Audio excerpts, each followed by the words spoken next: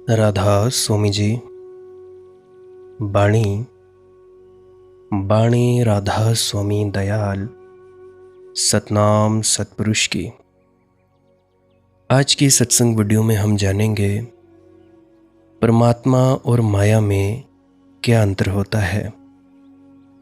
परमात्मा तत्व, ब्रह्म तत्व और माया की परिभाषा क्या है।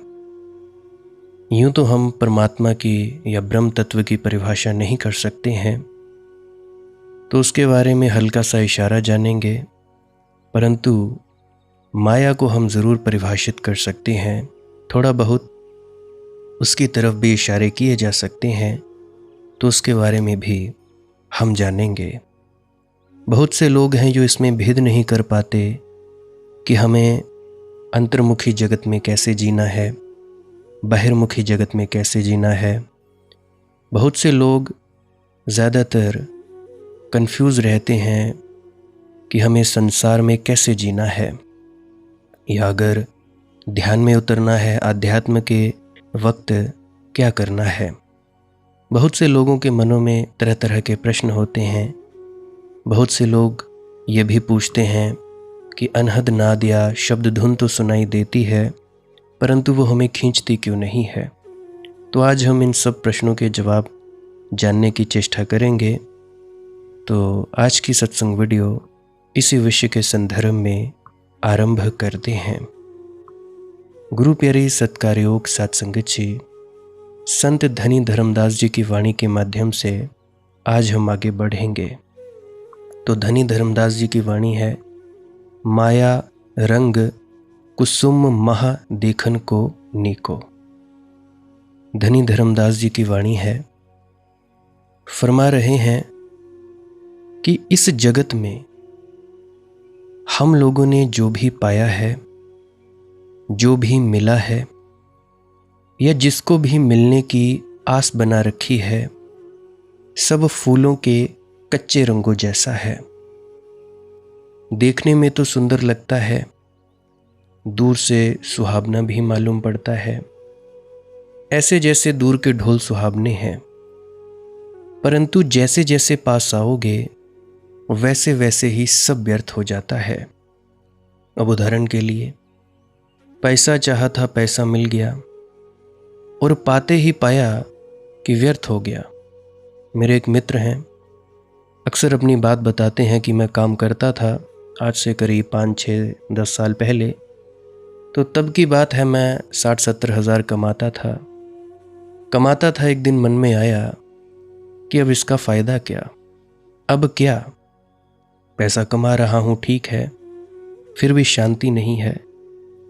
तो उनकी बात से मैंने भी यह पाया, उदाहरण दे रहा हूँ आप लोगों को, कि अगर उनको ऐसा लग सकता है तो हर किसी को ही लगता है कि पैसा चाहा था, पैसा मिल गया, और पाते ही पाया कि भाई सब व्यर्थ हो गया। पद प्रतिष्ठा चाही थी, और भी बहुत चीज़ें चाही थी। प्रेम चाहा था, प्रेम मिल गया। घर बसाना था, घर बसा लिया, मिला क्या। सार निचोड़ क्या है, हाथ में क्या लगा, हाथ खाली के खाली हैं। एक धोखे से दूसरा धोखा, दूसरे धोखे से तीसरा धोखा, धोखे बदलते रहे हों लेकिन हाथ खाली के खाली हैं। जो सफल हैं उनके हाथ भी खाली हैं। और ऐसा मत सोचना कि अगर तुम लोग असफल हो गए हो इसीलिए हाथ खाली हैं। सिकंदरों के हाथ भी खाली हैं। आप लोगों ने यह भी बात सुनी होगी कि सिकंदर ने मरने से पहले कहा कि जब मेरा जनाजा निकाला जाएगा, जब मुझे लेके जाएगा, तो मुझे सारी सभा के बीच में से निकालना और मेरे हाथ ताबूत से बाहर निकालना, ताकि सब लोगों को पता चले कि मैं खाली आया था और खाली चला गया।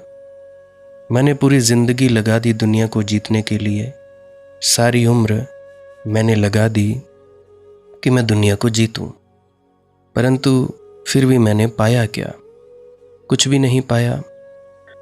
तो धनी धर्मदास जी की वाणी है, माया रंग कुसुम महादेखन को नीको, कि देखने में बड़ा प्यारा लगता है, इंद्रधनुष जैसा। माया का रंग बड़ा ही ज़्यादा प्यारा लगता है, सतरंगा लगता है।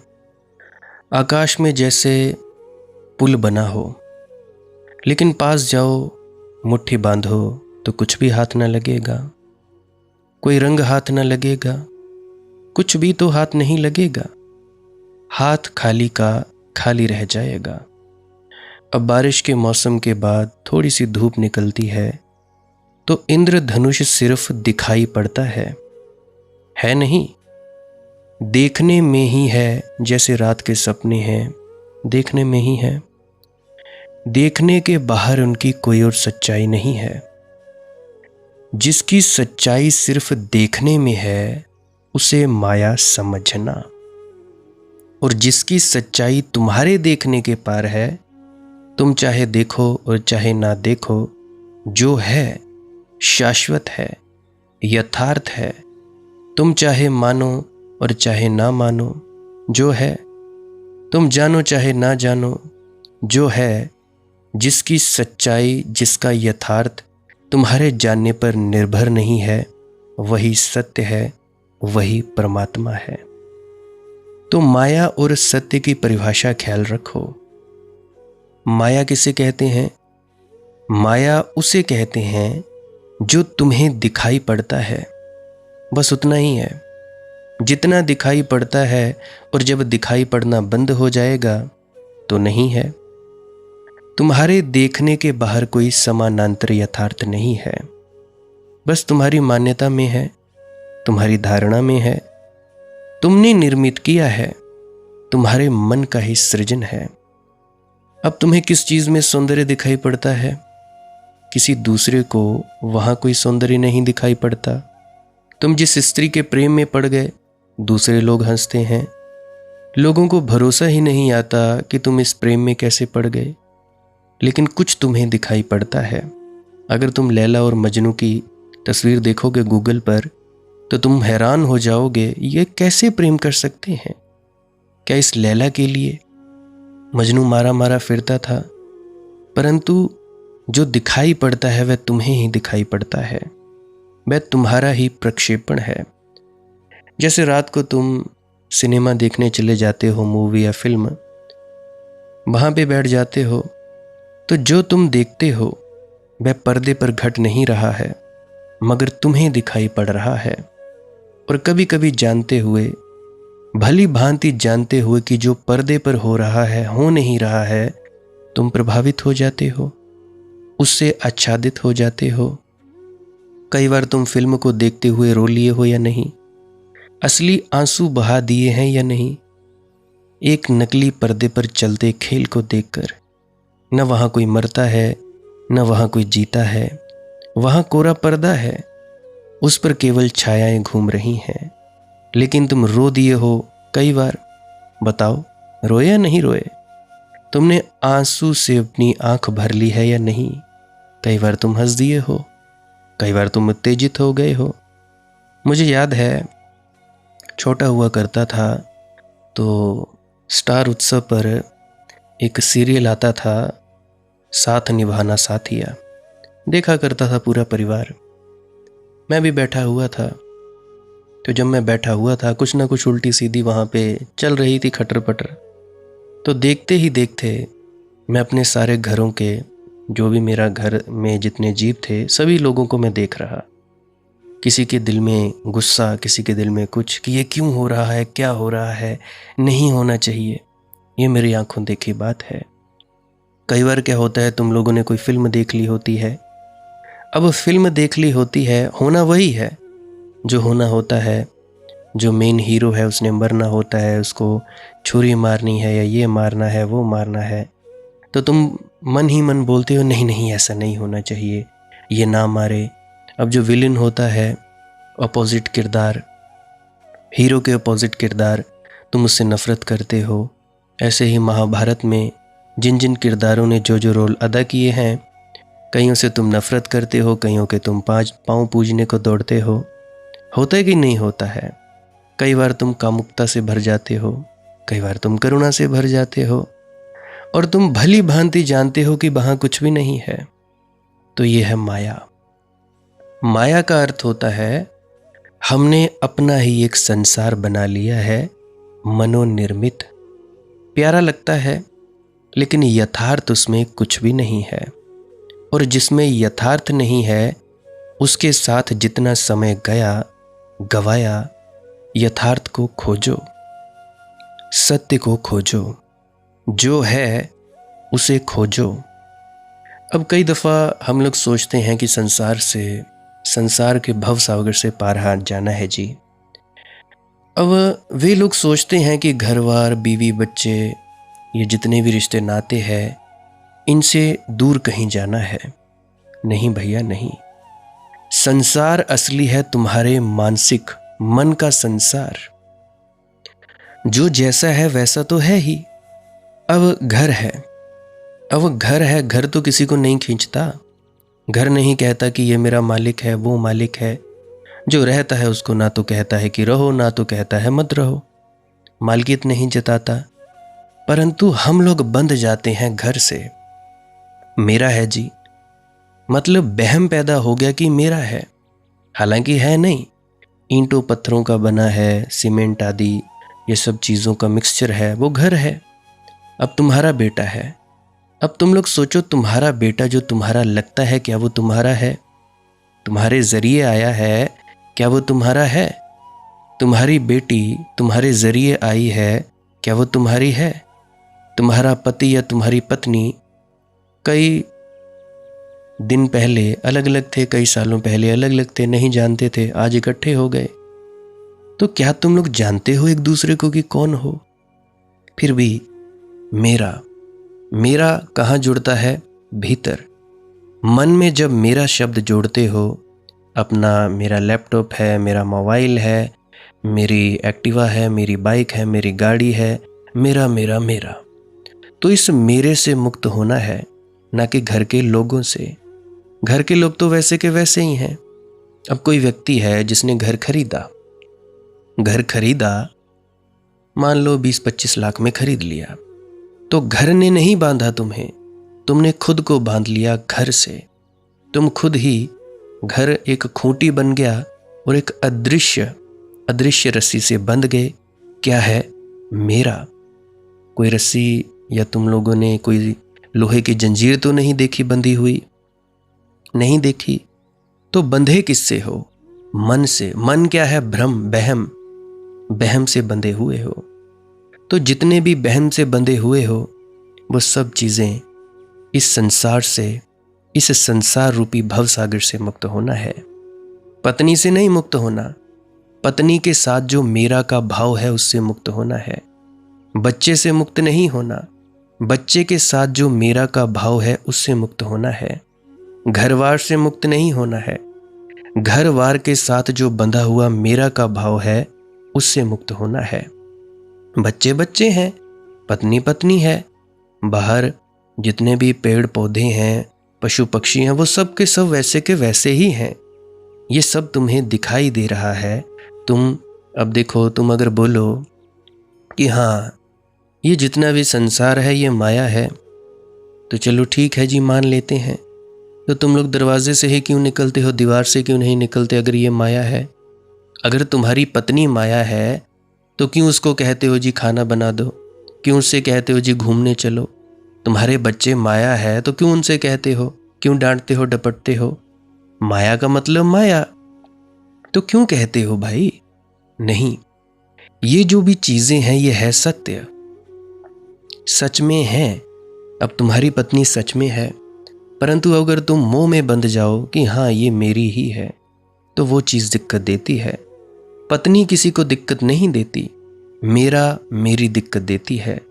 तुम्हारे बच्चे किसी को दिक्कत नहीं देते, मेरा या मेरा बच्चा, मेरी बच्ची ये दिक्कत देते हैं। इसको कहते हैं मोह और माया। इसी मोह और माया से तुम लोग बंधे हुए हो। अब देखो, तुम्हारा अपने घर में कोई बच्चा मर जाए, बड़ा दुख होता है। पड़ोस में बच्चा मर जाए, कोई दुख नहीं होता है। दुख तो होना चाहिए ना। तुम्हारे रिश्तेदारी में बच्चा मर गया, छोड़ो रिश्तेदारी का, पड़ोस में तुम्हारे जो नेबर्स हैं, तुम जहाँ पे रहते हो वहाँ पे सामने वाले घर में कोई बच्चा मर गया, तुम लोगों को इतना दुख नहीं होता, उन लोगों को होता है। अगर तुम्हारा बच्चा मर जाए तुम्हें दुख होता है, उनको नहीं होता। तुम्हारा बच्चा बीमार हो जाए तो तुमको ज़्यादा चिंता होती है, तुम दवा दारू करते हो। सामने वालों का बच्चा बीमार हो जाए तो सामने वाले करते हैं, तुमको ज़्यादा चिंता नहीं होती। तो इसका मतलब क्या है?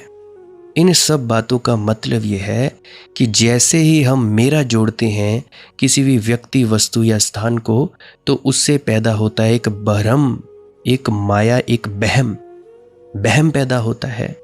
अब उदाहरण के लिए तुमने ले लिया जी आईफोन खरीद लिया। अब जैसे तुमने आईफोन खरीदा, गिर गया नीचे, डिस्प्ले टूट गई, बड़ा दर्द होता है, हा मेरा फ़ोन टूट गया। चलो महंगा आता है, डिस्प्ले भी महंगी आती है, तो पैसा भी महंगा ही लगता है, तो इसीलिए तुम्हें दुख होता है। चलो एक छोटी सी चीज़ ले लेते हैं, कांच का गिलास।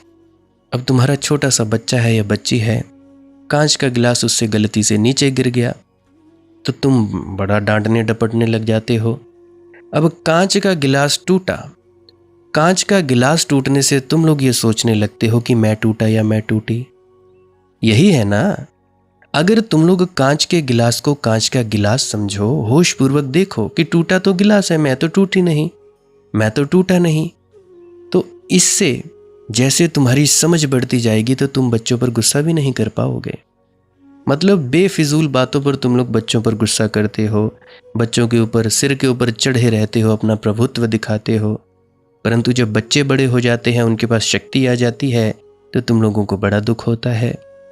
मैं अक्सर बहुत से बूढ़ों को उनके बच्चों द्वारा परेशान करते हुए देखता हूँ। कैसे देखता हूँ, क्यों देखता हूँ, क्यों होता है ऐसा?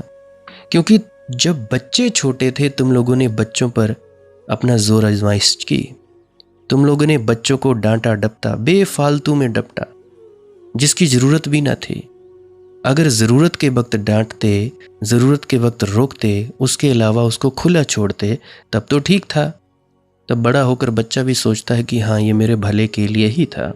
छोटा होता है तो समझ नहीं होती, परंतु बेमतलब, बेफिजूल, बिना मतलब के तुम उनको डांटते रहोगे, बिना मतलब के रोक टोक करोगे, तो जब बच्चा बड़ा होगा तो उनके मन में तुम्हारे प्रति नफरत पैदा होगी। ये तो पूरी दुनिया देखती है कि बच्चे माँ बाप को नहीं देख रहे, परंतु ये कौन देखता है कि माँ बाप बच्चों पर अत्याचार कर रहे हैं। आज के ज़माने में वो ना माँ बाप रहे ना बच्चे रहे, किसको क्या कहें क्या ना कहें कुछ भी पता नहीं। तो मैं बात कर रहा था कि भैया, ये जो तुम लोगों ने मेरा जोड़ा है, अब मेरे के कई रूप हैं। अब बाहर व्यक्ति, वस्तु या स्थान की बात मैंने की, अब अंतस में ले आओ मेरे विचार, मेरी भावनाएं, मेरी धारणाएं। अब तुम लोग सोचते हो, उदाहरण के लिए तुम लोगों ने एक पत्थर ले लिया, कोई भी आधा टेढ़ा कहीं से भी पत्थर उठा लिया, उस पर अपनी पिता की शक्ल बना ली या कोई भी देवी देवता की शक्ल बना ली और तुम मानने लगे कि ये है। किसी ने उस पत्थर को पत्थर कह दिया, तुम लोगों को तो बड़ा बुरा लगेगा। तुम लोग सोचने लगते हो कि ये विचार मेरा है, इसने मेरे विचारों को आहत पहुंचाई, नहीं पहुंचानी चाहिए थी। किसी ने तुमको गाली निकाल दी, तुम लोगों को बड़ा बुरा लगता है कि हाँ, इसने मुझे गाली क्यों निकाली। हालांकि ना गाली देने वाले के मुंह से जो शब्द निकले वो सत्य है, ना ही तुम सत्य हो, तुम्हारा शरीर सत्य है। तुम लोग शरीर तो नहीं हो, क्योंकि शरीर में आने से पहले भी तुम कुछ थे और शरीर में जब नहीं रहोगे तब भी कुछ तुम रहोगे। तो जैसे ही मेरा जुड़ा वैसे ही तकलीफ शुरू हो जाती है, और इस मेरा के कारण तुम लोगों ने अपना ही एक जगत निर्मित कर लिया है जो एक झूठा है। इसको कहते हैं माया, इसको कहते हैं मोह, जो मेरा के कारण उत्पन्न होता है। जो भी चीज़ तुम्हारे मेरा के कारण उत्पन्न होती है उससे तुम फंसोगे, दिक्कत परेशानी आएगी। कल ये पत्नी तुम्हारी नहीं थी, किसी और की बेटी थी, आज ये पत्नी हो गई, आज तुम मोहवश आकर कुछ भी उल्टी सीधी हरकतें करते हो। ऐसा ही पत्नी का हाल है, ऐसा ही बॉयफ्रेंड गर्लफ्रेंड्स का हाल है। सो है तो सब ये माया। अब जो रिश्ता है तुम लोगों का, पति पत्नी का, माँ बेटे का, पिता बेटे का, ये भी मेरा का है। हालांकि असल में ये होना चाहिए कि तुम लोग प्रेम में होते कि हाँ, ये मेरी जिम्मेवारी है, इस जिम्मेवारी को मैं निभाऊंगा या मैं निभाऊंगी, उसके अलावा और कुछ नहीं, सिंपल। परंतु जब मेरा मेरा जुड़ता है तब बड़ी तकलीफ होती है, और इस मेरे का संसार है, भवसागर है, इसलिए तुम लोग उलझते हो। बहुत से कहते हैं कि जी मन नहीं लगता। मन लगाना ही क्यों है भाई? मन से परे चले जाओ, मत लगाओ मन को, चुपचाप खाली बैठो। हर रोज कोई नया व्यक्ति आ जाता है, कह देता है जी मन नहीं लगता भजन सिमरन में, क्या करें। अब मैं इन लोगों को क्या बोलूं? या तो मैं ये बोलूं कि पुरानी वीडियोस देखो, पाँव पड़ूं तुम लोगों के, परंतु फिर भी तुम लोग कहाँ मानते हो। तो मैं हर बार एक विनती करता हूं, कृपया पुरानी वीडियोस को अवश्य सुन लिया करो। अगर पुरानी वीडियोस को सुन लोगे तो आपके बहुत सारे सवालों के जवाब मिलेंगे। आपकी जो स्पीड है, आपकी जो तेज़ी है आगे चलने की, वो 100 गुना, 1000 गुना 1 सेकंड में रॉकेट की स्पीड से हो जाएगी। क्योंकि जो जो चीज़ें तुम्हें बांधती हैं वो चीज़ों को काट दूंगा शब्दों के माध्यम से। वो एक लाइन है ना, गुरु मिले तो बंधन काटे। तो गुरु बंधन कैसे काटता है? गुरु तुम्हारे बंधन काटता है सत्संग के माध्यम से और शुभ विचार देकर। कोई भी तुम उल्टी सीधी बातें सोचते थे, गुरु कहेगा नहीं, ऐसा नहीं है, ये बात गलत है, तुम लोग सही जा रहे हो। बंधन कटा कि नहीं कटा? तुम्हारी सोच काट दी, बंधन कट गया। अब उदाहरण के लिए, तुम्हारे घर में कलह क्लेश रहता, तुम्हारे घर में कलह क्लेश रहता, मारपीट रहती, सब कुछ रहता, जो भी बुरी चीजें तुम मानते हो वो सब होता। अब पति है, पति अगर गुरु के पास जाए, कहे जी मेरे घर में बड़ा क्लेश रहता है, गुरु कहेगा कि देख बेटा, तू तो शराब पीता है और मांस खाता है। चलो, शराब पिएगा तू अपने लिए पिएगा, मांस खाएगा अपने लिए खाएगा, परंतु ये कर कर तेरी बुद्धि निष्क्रिय हो जाती है। अब मांस खाने का क्या मतलब है? जिस मुर्गे को काटा जाता है इतनी यातनाएं देकर, मुर्गे पिंजरे में बंद रहते हैं, डरे रहते हैं। अब उनके डर की भावनाएं उस मांस में कैद होती हैं। जिस बकरे को काटा जाता है उसकी भावनाएं उसमें कैद होती हैं, डर की। कई बार तो बकरों को 2-2, 3-3 दिन तक भूखा रखा जाता है ताकि जब काटा जाए तो इसका मांस बढ़िया से बाहर निकल जाए। ये मैं कैसे इतने दावे के साथ कह सकता हूँ? क्योंकि भैया मैंने भी खाया है। मैंने आखिरी दिन उस दिन मांस खाना छोड़ा था बहुत सालों पहले। मैं और मेरे मामा जी का लड़का बैठे थे एक दुकान पर जहाँ पे मांस बेचा जाता, और वो शराब पी रहा था। वो सामने शराब पी रहा था, मैं ड्यू पी रहा था।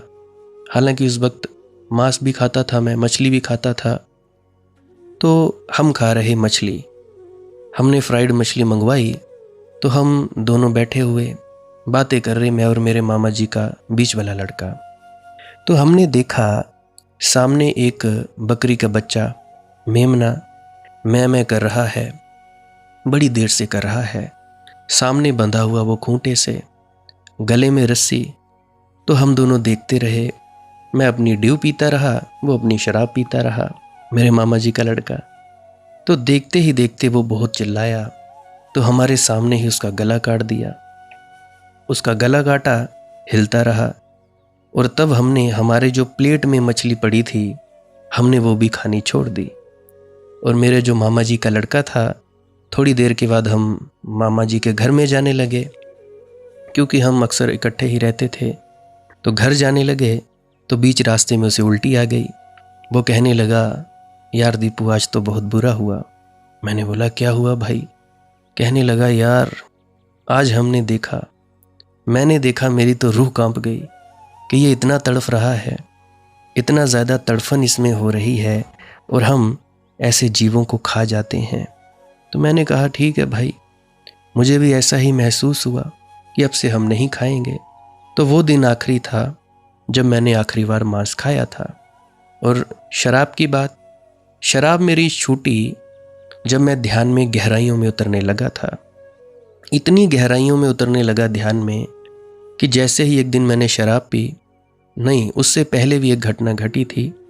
मैं और मेरा दोस्त था, हम दोनों बीयर ले आए, बियर ले आए, हमने एक्टिवा साइड में लगाई, पीने लगे। तो एक कैन ही पिया, उसके बाद हमें आधा पौना घंटा पता नहीं लगा कि भाई हुआ क्या। ध्यान में भी डूबते थे हम तब, कोई भी पता नहीं लग रहा था हो क्या रहा है क्या नहीं हो रहा है। बड़ी मुश्किल से घर पहुंचे, पेट में इतनी भयंकर दर्द, सिर घूम रहा था बियर पीने से। हालांकि उसमें नशा कम होता है, शराब में नशा ज़्यादा होता है। ऐसे हो रहा था। फिर मैं और मेरा दोस्त कहने लगे कि भाई आज मुझे लगता है कि अब शराब छूट जाएगी। मैंने कहा हाँ भाई लगता तो है, छूट ही जाएगी। फिर उसके बाद आखिरी बार जब मैंने शराब पी थी, तो उसके बाद जैसे ही मैं ध्यान की गहराइयों में उतरता था, तो मैंने एक दिन शराब पी ली। चलो ठीक है, पी जाए, मज़ा लिया जाए थोड़ा। जैसे ही पी तो मैंने उल्टी कर दी। मैंने बोला भाई ये तो कभी हुआ ही नहीं, मेरे अपने रिकॉर्ड में मैंने कभी उल्टी की नहीं, शराब इतनी पी मैंने की ही नहीं। पता होता है अपना अपना, और मैं तो 2-2 बोतलें पी जाता था। तो उस दिन मैंने उल्टी कर दी। फिर मुझे समझ आया कि भाई ये ध्यान की ताकत इस शराब को टिकने नहीं देगी, बिल्कुल भी टिकने नहीं देगी। तो वो दिन आखिरी था। उसके बाद जितना नशा शराब के साथ होता है, उससे कहीं ज़्यादा नशा मुझे रहने लगा। मैंने बोला भाई ये तो बहुत ही बढ़िया बात है। और ऊपर से जो विजय शर्मा जी की विधि थी, सांस प्रक्रिया जो उन्होंने मुझे बताई थी वीडियोस के माध्यम से, यूट्यूब पे उनका चैनल है बाबा जी विजय वत्स के नाम से, तो वो भी मैं किया करता था क्योंकि मेरा शरीर के स्वास्थ्य के लिए ठीक था। तो उसके बाद इतना ज़्यादा नशा होने लगा ध्यान में कि खाना खाते हुए ही अपने आप ही आंख बंद होने लगी। चलते फिरते मुझे बहुत मज़ा आने लगा। मैंने बोला कि भाई जब इतना महंगा नशा, उच्च कोटि का नशा मिल रहा है, तो ये सस्ते नशे क्यों करूं, क्या ज़रूरत है। तो छूट ही जाते हैं नशे, छूट ही जाता है मांस और शराब। तो मैं बात कह रहा था, ये जो तुम मांस खाते हो, इसकी वजह से तुम्हारे भीतर डर पैदा होता है। जितने भी लोग मांस खाते हैं, मैं नहीं कहता कि उनकी आध्यात्मिक तरक्की नहीं होती है, परंतु बहुत ही धीमी मात्रा से होती है। ऐसे ही समझो जैसे एक साइकिल है, साइकिल पर 20 किलो भार लाद दिया जाए तो बढ़िया से चल पाओगे, या साइकिल खाली है तो उतनी ज़्यादा तेज़ी से साइकिल चलेगी। परंतु अगर उस साइकिल पर 100 किलो वजन लाद दिया जाए तो कितनी तेज़ी से चलोगे, नहीं चल पाओगे। मैं नहीं कहता कि शराब पीने वालों का, मांस खाने वालों का, या जितने भी नशे करने वालों की तरक्की नहीं होती है, परंतु बड़ी ही ऐसे चाल जैसे सांप की चाल। परंतु जो ये सब चीज़ें नहीं खाते पीते, उनकी तरक्की बहुत तेज़ी से होती है। बस यही है, बाकी पाप और पुण्य की बात मैं ज़्यादा कहता नहीं। क्या पाप और क्या पुण्य, इसका निर्णय हम कौन होते हैं करने वाले। परंतु जो चीज़ हमारे लिए सही है, हमें वही करनी चाहिए। अगर हमें फिक्र नहीं करनी चाहिए कि हाँ भाई हम मांस भी खा लें, ये कर लें, वो कर लें, तो भाई गोबर भी खा लिया करो, पाखाना खा लिया करो, पेशाब भी पी लिया करो। अगर सब कुछ खाते पीते हैं तो सब कुछ किया करो। जिनका यह तर्क है कि नहीं नहीं जी हम तो खाते हैं, हम कुछ नहीं करेंगे, खाना है तो सब कुछ खाओ, कीचड़ वाला पानी पियो, कीड़ों वाला, सब कुछ करो। तो अगर हमारे पास साफ पानी उपलब्ध है तो क्यों नहीं हम बढ़िया पानी पिएं, शुद्ध जल पिएं। अगर हमारे पास अच्छी चीज़ें हैं तो क्यों नहीं हम अच्छी चीज़ें खाएं। अब मैं एक वैज्ञानिक कारण बताता हूं कि मांस क्यों नहीं खाना चाहिए। देखो, सूरज की रोशनी पड़ती है जब भी किसी भी पौधे पर सूरज की रोशनी पड़ती है तो उसमें एक चार्ज आ जाता है, मतलब कि शक्ति आ जाती है, ऊर्जा आ जाती है। अब सेब है, सेब पका है सूरज की रोशनी के माध्यम से, मतलब उसमें तत्व है, आकाश तत्व है, उसमें हवा का तत्व भी है, बाकी धरती से पृथ्वी का तत्व भी है। तो 3-4 तरह के तत्व हैं। तो उसमें जो ऊर्जा है, अब उस सेब को तुम लोग खाओगे तो तुम्हारे शरीर में एकदम से चार्जिंग बढ़ जाएगी। अब देखो, हमारा जो शरीर है वो एक बायोलॉजिकल बैटरी है। जैसे बैटरी होती है, सेल होता है, वैसे ही हमारा शरीर है। जो भी तुम खाना खाते हो, पचाते हो, उसके लिए तुम्हें ऊर्जा भी लगती है खाना पचाने में, और जब खाना पच जाता है तो खाना पचकर बदलता है ऊर्जा में, और वो ऊर्जा तुम दिन भर काम करने के लिए इस्तेमाल करते हो। अब जब तुम सोते हो तो सोते वक्त तुम उस परमात्मा के परम तत्व के पास बैठ जाते हो, अपने स्वयं के पास बैठ जाते हो। जैसे ही अपने भीतर उतरे, गहरी नींद में गए, कुछ देर परमात्मा के पास बैठे, तो बस तुम्हारी चार्जिंग हो जाती है, पूरे ब्रह्मांड के साथ जुड़ जाते हो। तो जितनी ज़्यादा हल्का भोजन और सूरज की रोशनी में पका हुआ, उतना ज़्यादा तुम्हारे अंदर चार्ज पैदा होगा। चार्जिंग के लिए ही हम अपना शरीर, जो थकान है, थकान किसको कहते हैं कि ऊर्जा का लॉस हो गया, हमारी जो ऊर्जा है वो ख़त्म हो गई। तो ये मांस है। मांस के मुकाबले ये जो शाकाहारी चीज़ें हैं, इनमें शक्ति और ऊर्जा ज़्यादा होती है। फ़र्क देख लेना, किसी दिन आंवला खा लेना और उसी दिन ही तुम मछली खा लेना, अगले दिन आंवला, पिछले दिन मछली खा लेना, तुम लोगों को फ़र्क थोड़ा महसूस होगा। बाकी मुझे नहीं मालूम कि भाई तुम्हारे न्यूट्रिशनिस्ट, डाइटिशियन क्या कहते हैं क्या नहीं, परंतु मैं तो विज्ञान के माध्यम से बता रहा हूँ कि जितना हल्का भोजन, जितने तुम फल खाओगे, तुम हरी सब्जियाँ खाओगे, उतना ज़्यादा तुम्हारे भीतर ऊर्जा तेज़ी से बढ़ेगी, जितना शाकाहारी रहोगे। बाकी पाप और पुण्य तुम अपने आप से देख लेना। तो मैं बात कर रहा था कि भाई अब मैं अगर किसी को कह दूं, व्यक्ति को, कि भाई तुम्हारे घर में कलेश इसीलिए है क्योंकि तुम शराब पीते हो और मांस खाते हो, तुम ये खाना पीना छोड़ दो या कम कर दो, कम करते करते धीरे धीरे छोड़ ही देना, तो उसका दिमाग भी टिकाने पे रहेगा, सही रहेगा। घर के उसकी पत्नी है, वो भी उसको ज़्यादा दिक्कत नहीं देगी। तो जैसे ही किसी ने कहा, गुरु ने कहा कि भाई तुम छोड़ दो, कम कर दो, वो व्यक्ति कम करेगा। जैसे ही कम करेगा, छोड़ेगा, पहले तो थोड़ी दिक्कत होगी, धीरे धीरे उसके परिवार में कलह क्लेश कम होने लगेंगे। अब कई पत्नियां हैं, अगर वो गुरु के पास जाएं तो गुरु कहेगा कि भाई देखो, खाना बनाते समय ध्यान देना है कि जितने भी तुम्हारे घर में जीव हैं उनको गुरु के संगत ही समझो, अच्छे हैं बुरे हैं सब उसके हैं, तो संगत समझकर ही खाना बनाओ। तो जैसे ये बात पर अमल करोगे तो तुम्हारे परिवार में बदलाव आना शुरू हो जाएगा। तो गुरु मिले तो बंधन काटे, इस तरह से गुरु बंधन काटता है। इस तरह से तुम्हारे कर्मों का लेना देना खत्म होता है और कर्म तुम्हारे बदलते हैं, क्योंकि जैसा तुम कर्म करोगे वैसा फल भुगतोगे। अब सारी उम्र जहर पियोगे तो मरोगे, मर मर के जियोगे। सारी उम्र अमृत पियोगे तो बढ़िया से जिंदगी जियोगे।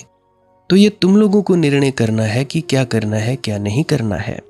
तो गुरु का काम इतना ही है, गुरु मिले तो बंधन काटे। गुरु बंधन इस तरह से काटता है, उस तरह से नहीं जैसा तुम सोचते हो कि गुरु हमारे कर्मों को ले लेगा अपने ऊपर। अरे भाई, कितने लोगों के कर्मों को लेगा? अगर इतने लोगों के कर्मों को ले लेगा तो उसका शरीर तो स्वस्थ रहेगा ही नहीं, बिल्कुल भी स्वस्थ नहीं रहेगा, वो तो मर ही जाएगा।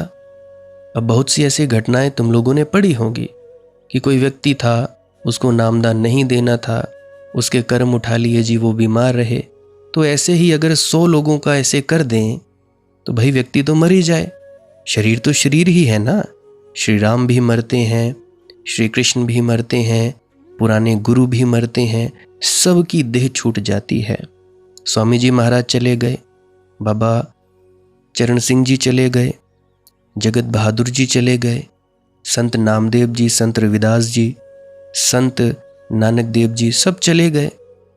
तो इस दुनिया में जो शरीर मिला है, शरीर नाशवान है, देह जाएगी। किसी की भी देह यहाँ ज़्यादा दिनों तक टिक नहीं सकती। हो सकता है कुछ लोग उम्र बढ़ा लें, परंतु फिर भी है तो नश्वर। तो नश्वर देह है, कितने दिनों तक टिक सकती है? तो अगर कोई कहे कि हाँ मैं तुम्हारे कर्म उठा लेता हूँ, तो ऐसे नहीं उठाए जाते भैया कर्म। हुआ एक आध व्यक्ति का उठा लिया, परंतु लाखों लोगों के कर्म अपने ऊपर उठा लिए, इससे तो भाई शरीर नष्ट होगा, क्योंकि शरीर उनका भी वैसा ही है जैसा तुम लोगों का। इस भ्रम में नहीं रहना है। और जब मैं धारणाओं को तोड़ता हूं तो धारणाओं को टूटने दिया करो भाई। ऑपरेशन करने दिया करो, हाय हाय ना किया करो। ये तो वैसे ही बात हुई, कैंसर है तुम्हारे पेट में, अब डॉक्टर चीड़ फाड़ करेगा, तुम बोलोगे है नहीं ना डॉक्टर ना करी, तो डॉक्टर बोलेगा चलो छोड़ो परे भाई, क्या करना है, टांके लगाता है, तो डॉक्टर छोड़ देता है। तो ज़रा सा तुम लोगों को कुछ बोल दिया, बात कह दी, तुम लोगों को दिक्कत हो जाती है। अभी मैंने कल के ही कमेंट पढ़े, कोई कह रहा था कि जी जिन्होंने हमारे साथ भेदभाव किया उनका क्या। देखो भैया, मेरा कर्म है उपदेश करना, मैं कोई ज़बरदस्ती फांसी देकर नहीं तुम लोगों को कहूँगा कि भाई तुम ये करो ही, मर्जी है करना करो, नहीं करना मत करो, कोई बात नहीं, कर लोगे तो तुम्हारा बेनिफिट है, नहीं करोगे तो भी तुम्हारा ही नुकसान है, या जो भी तुम समझो। अब देखो, तुम्हारे भेदभाव छोड़ने से क्या होगा, ये ऐसे ही है जैसे सामने वाला व्यक्ति पी रहा है जहर, क्या होगा उसको, शरीर खराब होगा और मरेगा। तुम पी रहे हो अमृत, तुम जो भी खा रहे हो पी रहे हो, उसका असर तुम लोगों पर पड़ेगा।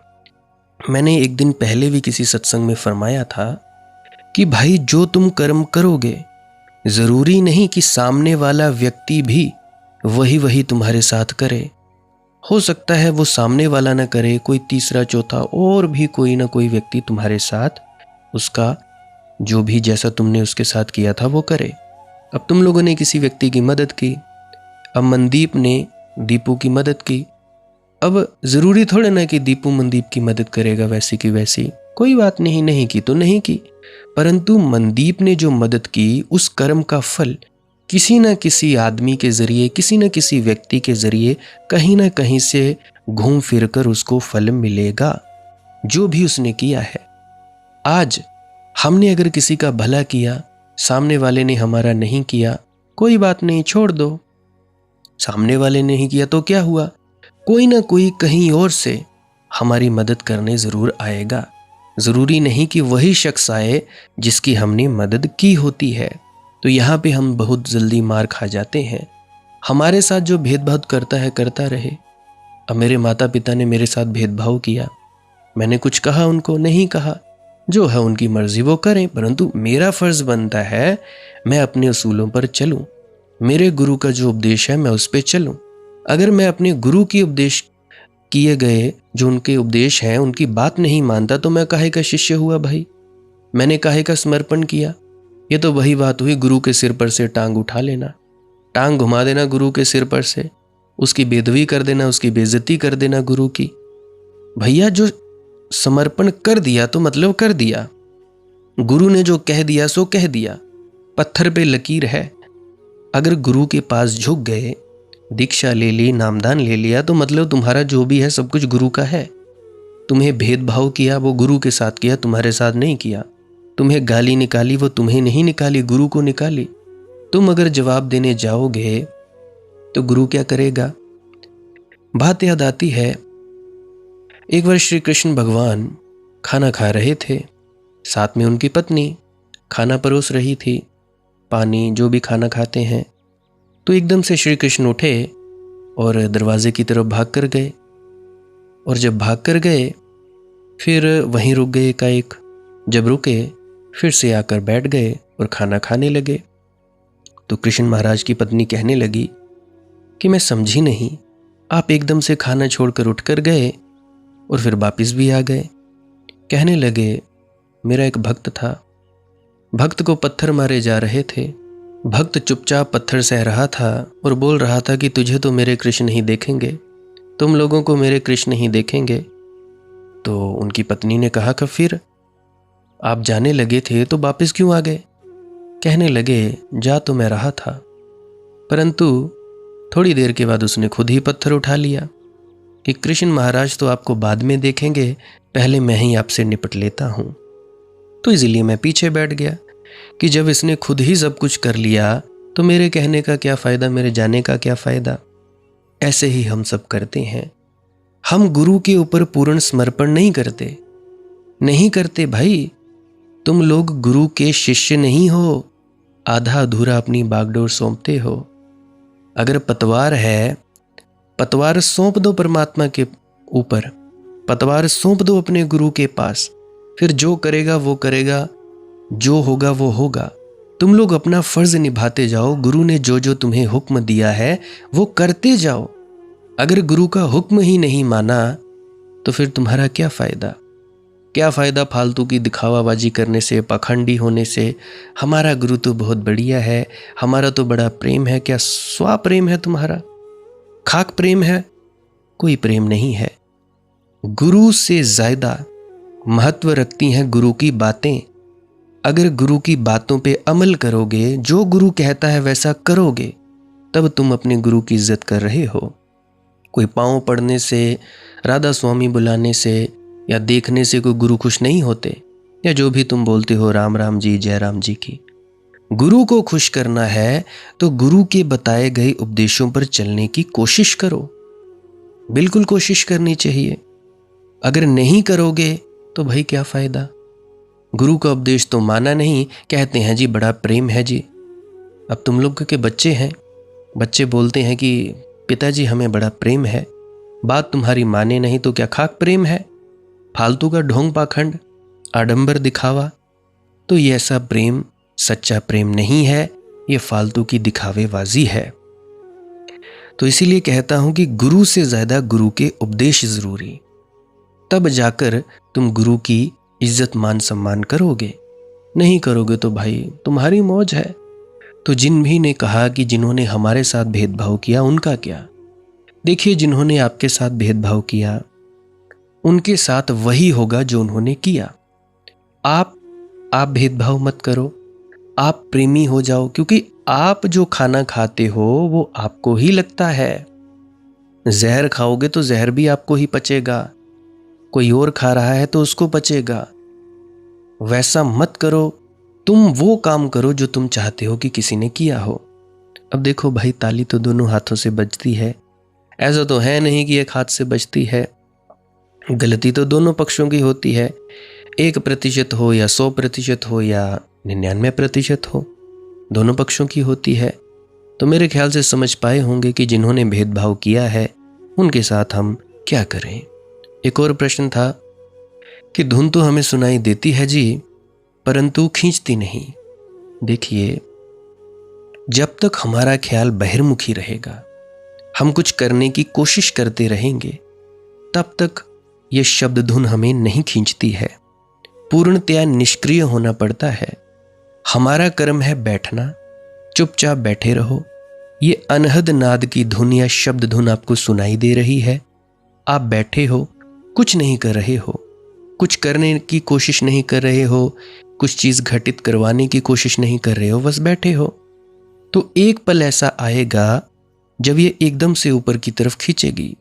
खींचने से मतलब जैसे उड़ने का एहसास, कि नीचे से एकदम से तुम ऊपर की तरफ उठ रहे हो, बिल्कुल भार कोई महसूस नहीं होगा, बड़ा ही आनंद आएगा, बड़ा ही मज़ा आएगा। तो 1 बार, 2 बार, 3 बार, जैसे तुम्हें पता लगेगा कि ये कैसे हुआ, तो तुम निरंतर जैसे ही बैठोगे वैसे ही तुम्हारा शरीर हल्का। संत फकीर 24 घंटे इस चीज़ को महसूस करता है, खाली रहता है उसका शरीर, कोई भी मतलब ही नहीं, क्योंकि वो 24 घंटे धुन से जुड़ा होता है। 24 घंटा, एक पल भी वो उससे ऐसा नहीं होता कि उससे अलग हो जाए, अलगाव नहीं होता। तो जितनों की भी समस्या है कि भाई धुन, ये शब्द धुन हमें खींचती नहीं है, तो फिक्र कोई ना करें, खाली बैठें, कुछ मत करें, इसको सुनते रहें, आंख बंद रखें, कुछ मत करें। जाप भी नहीं करना है, गुरु की तस्वीर सामने लाने की चेष्टा भी नहीं करनी है। जितनी भी चेष्टाएं कर रहे हो उसको बिल्कुल बंद कर देना है, तब जाकर ये खींचेगी। वही है ना, मैंने जैसे कहा कि अगर तुम सब कुछ समर्पित कर दो तब जाके ये होगा। अब बहुत से लोग हैं जिनका ये प्रश्न होता है कि अगर हम कुछ नहीं करेंगे तो हम कमाएंगे कैसे? देखो, तुम अध्यात्म और संसार को एक कर देते हो। दौड़ दौड़ कर जो मिलता है वो है संसार, बिना दौड़े मिलता है वो है अपना आत्म तत्व या परमात्मा तत्व। अब तुम लोग इसको भेद कर दो। भेद क्या करो? अब तुम लोगों को दुनिया चाहिए, दुनिया की चीज़ें चाहिए। चलो इच्छाएं नहीं है, ज़रूरतें तो हैं। रोटी चाहिए, मकान चाहिए, तुम्हारी पत्नी बच्चे हैं, या पत्नी है, पत्नी के पति है, बच्चे हैं, काम धंधा तो करना ही पड़ेगा। तो काम धंधा कर रहे हो, ऐसे करो जैसे मेरे गुरु ने ये ड्यूटी लगाई है, गुरु की ही सेवा कर रहे हो। बेशक तुम्हें पैसे मिल रहे हैं, सेवा गुरु की है।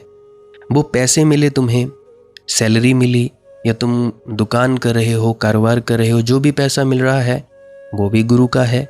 गुरु का समझकर उसको खर्च करो, गुरु का समझकर करो, तो इससे तुम्हारा जो संसार है वो भी ठीक रहेगा। अब आध्यात्मिक अंतर्मुखी होने से मतलब, देखो, दुनिया के कामों से जब तुम फ्री हो जाओ, जब भी तुम्हें फुर्सत के लम्हे मिले, चुपचाप बैठ जाओ और कुछ मत करो। जब तुम ध्यान के लिए बैठो, भजन सिमरन के लिए बैठो, तो उस वक्त कुछ नहीं करना है, कुछ नहीं करना, कुछ नहीं करना। उसके बाद तुम्हें आत्मा तत्व की प्राप्ति होगी, आत्मा को जान पाओगे। अगर दुनिया में काम करना है तो काम करो और कर्म करो। निष्क्रिय होकर आत्मज्ञान को उपलब्ध हुआ जाता है, क्रियमान होकर परमात्मा की बनाई गई जो सृष्टि है, सृष्टि की चीज़ों को उपलब्ध किया जाता है। तो इसको ज़रा भेद कर देना। ये नहीं कि घर बैठे हो, कर्म कोई किया नहीं, और तुम लोग सोच लोगे कि घर पे सब चीज़ें आ जाएंगी। हाँ, वो भी चीज़ें होती हैं, परंतु वो रिद्धियाँ सिद्धियों की बात होती है। परंतु फिर भी तुमने अपनी शक्ति का प्रयोग तो किया। बाहर शक्ति का प्रयोग करोगे, संसारिक चीज़ें मिलेंगी। अभी कुछ ही दिन पहले किसी ने, बेटी ने पूछा कि भाई मेरा एग्ज़ाम है तो कैसा जाएगा, क्या करूं? मैंने कहा जैसा तुम्हारी तैयारी होगी वैसा जाएगा। तो वो नाराज़ हो गई, अपनी माता से कहने लगी कि मुझे तो बड़ा बुरा लगा, ऐसा कहा। तो उसकी माता ने उसे समझाया कि बात तो ठीक है, पढ़ेगी, जितनी तैयारी करेगी उतना ही तो तुम्हें फ़ायदा मिलेगा। अगर नहीं पढ़ाई करेगी तो क्या फ़ायदा मिलेगा? कुछ पढ़ा लिखा हो तभी तो आशीर्वाद काम करेगा। ये थोड़े ना कि तुमने किताब खोली नहीं, सोचो कि सीधे एग्ज़ाम में बैठ जाओ, परीक्षा देने बैठ जाओ और हो जाएगा। नहीं भाई, ऐसा नहीं होता। दुनिया की चीज़ें हासिल करने के लिए काम करना पड़ता है, कर्म करना पड़ता है और दौड़ना पड़ता है। एक परमात्मा ही है जो बिना दौड़े मिलता है। तो विनती है अब इसको भी भेद कर लेना कि कब हमें काम करना है, कब हमें फुर्सत के लम्हों में अपने भीतर उतरना है। वो है ना एक बात, बेल जद मिलदी है फर्जा तो तेरे मुख दी किताब ले बैठा। जब भी अपने फर्जों से मुक्त हो, खाली बैठ जाओ और ध्यान में डूब जाओ। ये है भेद। तो हम बात कर रहे थे धनी धर्मदास जी की वाणी की। माया रंग कुसुम महा देखन को नीको, मीठो दिन दुई चार अंत लागत है फीको। अब देखो, कितनी बार तुमने ये जाना, कोई धनी धर्मदास जी को कहने की जरूरत है? ये तुम्हारा भी तो अनुभव है, सारी मनुष्य जाति का अनुभव है। इस अनुभव से ज्यादा बड़ा कोई अनुभव नहीं है, मगर आदमी धोखेबाज है, इस अनुभव को भी जुटलाए चला जाता है। कितनी बार तुम लोगों ने जाना नहीं कि दूर से सुंदर लगता था, पास आए सब फीका हो गया। जब तक अपना नहीं था सुंदर लगा था, जब अपना हुआ सब फीका हो गया। जब तक मिला नहीं था तब तक बड़े सपने जगे थे, और जब मिल गया तो सब सपने मर गए। मीठो दिन दुई चार अंत लागत है फीको। और जो अंत में फीका लगता है वह शुरू से ही फीका था। अंत में प्रकट हो रहा है वही जो प्रथम से था, लेकिन प्रथम से तुमने कुछ और मान रखा था। फीका जो लग रहा है अंत में वह फीका ही था। मिठास तुम्हारी मान्यता थी, तुम्हारा वहम था, तुमने डाल दी थी मिठास, तुमने कल्पना कर ली थी, और स्वभावतः तुम्हारी कल्पना यथार्थ को पराजित नहीं कर सकती। आज नहीं तो कल यथार्थ से हारेगी, आज नहीं तो कल यथार्थ से टूटना ही पड़ेगा इस कल्पित जगत को। तुम कितना ही अपनी कल्पना को बल दो और कितनी ही ऊर्जा उसमें डालो, कल्पना टूटेगी ही, टूटेगी ही टूटेगी। कल्पना कल्पना है, कितनी देर तक जुटलाओगे भैया। और जब टूटती है कल्पना तो बड़ा दुख होता है, विषाद घेर लेता है। उसी विषाद से दो संभावनाएं निकलती हैं। एक संभावना तो ये है कि तुम जल्दी ही, जब तुम्हारा एक कल्पना का जाल टूटने लगे, एक आशा निरस्त हो, एक सपना गिरे, तुम जल्दी से दूसरा सपना बना लेना। भाई आदमी करता है। सच तो ये है, एक गिर भी नहीं पाता और वह नया बनाने लग जाता है, ताकि गिरने के पहले ही नया बन जाए। पुराना मकान गिरे इसके पहले नया बना लेता है, कहीं ऐसा ना हो कि भाई टूट जाऊं। इधर एक सपना तिरोहित होने लगता है, उधर वह प्राण अपने दूसरे सपने में डालने लगता है। जब तक एक गिरता है दूसरा निर्मित हो जाता है। इसीलिए तो एक वासना समाप्त नहीं होती कि दूसरी वासना की जकड़ में आ जाते हो। ऐसे वासना से वासना, सपने से सपना, आदमी चलता चला जाता है, बदलता चला जाता है, और इसी बहाने आदमी जीता है। ये जीना बिल्कुल झूठा है, क्योंकि तुम कितने ही सपने बदलो, सब सपने टूट जाएंगे, अंत में फीके हो जाएंगे। एक और जीवन का ढंग है जो कभी कभी सौभाग्यशालियों को उपलब्ध होता है। बार बार सपनों को टूटकर आदमी ये निर्णय करता है कि अब और नहीं, अब बस काफी है। बहुत सो लिए और बहुत सपने देख लिए, अब जागने की घड़ी आ गई, अब जागेंगे, अब और सपना नहीं बनाएंगे। और सपना ना बनाना ही सच्ची आध्यात्मिकता है, सच्ची संत मत है। नई वासना निर्मित न करना ही आध्यात्म है। यही आध्यात्म में दीक्षा है। अब बिना सपने के जिएंगे, परंतु बड़ा कठिन है, कठिन है सपनों के बिना जीना। वही कीमत है जो सत्य को पाने के लिए चुकानी पड़ती है। अब बिना आशा के जिएंगे, अब बिना भविष्य के जिएंगे, अब कल की बात ही नहीं सोचेंगे, आज ही जिएंगे, अभी जिएंगे। अब जो परमात्मा या गुरु करवाएगा वह करेंगे, और जो परमात्मा दिखाएगा वह देखेंगे। हम अपनी कोई मंशा न करेंगे, हम भीतर कोई छिपी आकांक्षा न रखेंगे कि ऐसा हो। जैसा होगा, जैसा है, उसको ही जानेंगे, उसको ही जिएंगे। हम अपनी तरफ से कोई प्रक्षेपण न करेंगे। हम फिल्म को हटा लेंगे, अब हम सूने पर्दे को देखेंगे, काले या सफ़ेद पर्दे को देखेंगे। सफ़ेद पर्दा है, उस पर्दे पर चलती हुई रंगीन छायाएं नहीं है। उस सफ़ेद पर्दे के अनुभव का नाम समाधि है, कि कुछ है ही नहीं। आज के लिए बस इतना ही। अगर किसी का कोई प्रश्न है, कोई दुख तकलीफ है, तो कमेंट सेक्शन में लिख सकते हो। प्रार्थना करना हमारा फ़र्ज़ है, बाकी करना ना करना मालिक की मौज है। बाकी अगर कोई नहीं भी कमेंट कर सकता तो कोई दिक्कत की बात नहीं, मौज उड़ाएं, मज़े में जिएं। भजन सिमरन के बारे में नहीं पता क्या होता है, फिर से मैं बता देने जा रहा हूँ, क्लिप लगा लेता हूँ। श्वास क्रिया क्या है उसकी भी बारे में बात की गई है, तो आप जी उस क्लिप को ज़रूर सुन के जाइएगा। आपका बहुत बहुत धन्यवाद। भजन सिमरन क्या है? भजन और सिमरन दो अंग हैं। सिमरन है कुछ शब्दों का जाप करना जो आपको आपके सद्गुरु द्वारा बताए जाते हैं। कोई भी जाप हो सकता है, कोई भी शब्द हो सकते हैं। करना क्या है? किसी कमरे में बैठ जाइए, या रात को बैठ सकते हैं, सुबह बैठ सकते हैं, या जब भी आपको फुर्सत के लम्हे मिले बैठ सकते हैं। तो जब बैठें तो शरीर को बिना हिलाए डुलाए बैठना है। जो बैठ नहीं सकता तो वो लेट जाए, जो चौकड़ी नहीं मार सकता वो टांगे सीधी कर ले। कोशिश ये रहनी चाहिए कि ज़्यादा से ज़्यादा वक्त शरीर को बिना हिलाए डुलाए बैठा जाए। उसके बाद अपने शब्दों का जाप शुरू कर दें। आंख बंद रखें, आंखों पर ज़्यादा जोर नहीं लगाना है, कोई कष्ट नहीं देना है, नहीं तो सर में दर्द होगा और फिर आप लोगों को परेशानी हो सकती है। तो आपने क्या करना है? चुपचाप शांत होकर बैठे रहना है, शब्दों का जाप शुरू कर देना है। जितनी देर भी आप करना चाहो, आधा घंटा, पौना घंटा, 10 मिनट, 15 मिनट, या जितने भी आपको आपके सद्गुरु द्वारा दिया गया निर्देश है, जितना निर्देश है उसका पालन कीजिए। और उसके बाद दूसरा स्टेप करना बड़ा ही ज़्यादा ज़रूरी है। वो क्या है? वो उसी अवस्था में बैठे रहें या आसन भी बदल सकते हैं। ये जो शब्दों का जाप होता है ये एकाग्रता के लिए होता है, ताकि मन की एकाग्रता आ जाए। और जब मन की एकाग्रता आ जाए फिर दूसरा कदम क्या है?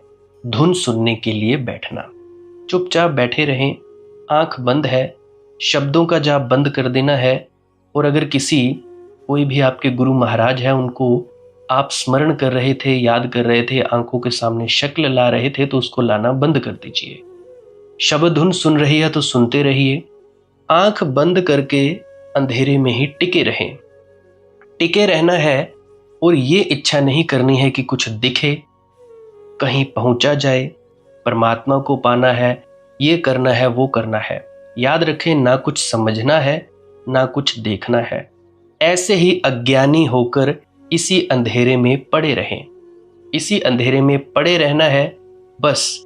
उसके बाद जो होगा सो होगा। और अगर कोई अनुभव हो भी गया तो इससे ये नहीं कि अगली बार फिर से कामना करनी है कि ये वैसे ही हो।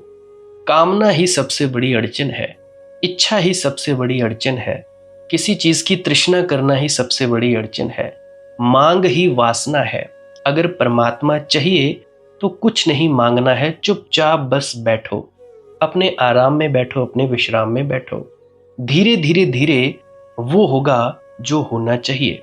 अगर मैं ज्यादा बोलूंगा तो आप लोग फिर से उसकी कल्पना कर लोगे कि जी ऐसा होता है, खंड ब्रह्मांड ऐसे होते हैं, चांद तारे दिखेंगे, फलाना ढिकाना। तो मैं ऐसा नहीं कहूंगा। मैं बस इतना कहूंगा, जो कुछ दिखता है, कुछ भी दिख जाए, वो मन है, वो माया है।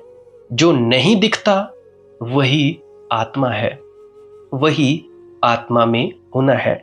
अब जैसा कि तुम लोग इसी अंधेरे में टिके रहोगे, टिके रहोगे, टिके रहोगे, तो कुछ दिनों के बाद या महीनों के बाद एक प्रकाश आएगा।